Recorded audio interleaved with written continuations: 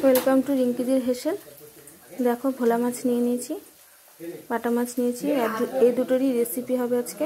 দুটোই তোমাদের দেখাবো, সাথে থাকো। আর তোমরা সবাই কেমন আছো আর কোথা থেকে ভিডিওটা দেখছো আমাকে প্লিজ জানিও। দেখো মাছ ভেজে নিচ্ছি। দেখো মাছগুলো আমি কড়কড়া করে ভেজে নিয়েছি, এবার তুলে নেব। আমার সব মাছ ভাজা হয়ে গেছে। এবার আমি এই তেলের মধ্যে একটু জিরে ফোড়ন দিয়ে দেবো।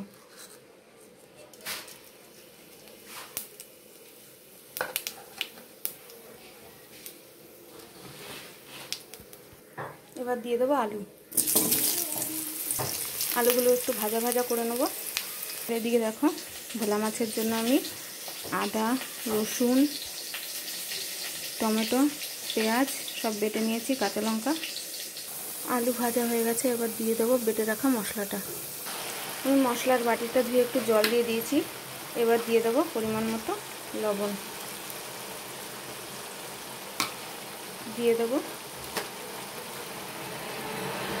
একটু লঙ্কার গুঁড়ো, দিয়ে দেবো জিরের গুঁড়ো, আর দিয়ে দেবো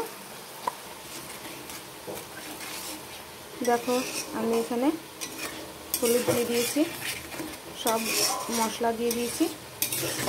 এবার আমি ভালো করে কষিয়ে নেব। দেখো আমার মশলা কষে তেল বেরিয়ে এসছে। এবার আমি জল দিয়ে দেবো। দেখো জল দিয়ে দিয়েছি। এবার আমি এটাকে ফুটতে দেবো, তারপরে আসছি। আমার ঝোলটা ফুটে গেছে, এবার আমি মাছগুলো দিয়ে দেবো। দেখো আমার ঝোলটা ফুটে গেছে খুব সুন্দর। আমি এর মধ্যে একটু গরম মশলা দিয়ে দেবো। এটা আমি পার্সোনালি পছন্দ করি, তোমরা চাইলে দিতেও পারো, না দিতেও পারো। তোমরা চাইলে ধনেপাতা দিতে পারো এর মধ্যে। আমি একটু গরম মশলা দিয়ে দেবো।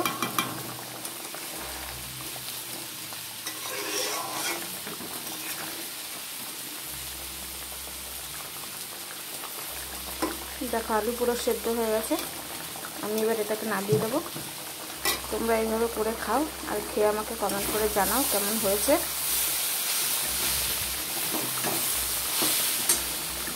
আর ভালো লাগলে চ্যানেলটিকে সাবস্ক্রাইব করে দেবে, আর যারা ফেসবুকে দেখছো চ্যানেলটিকে ফলো করে দেবে। রাধে রাধে বন্ধুরা, দেখা হচ্ছে নেক্সট ভিডিওতে।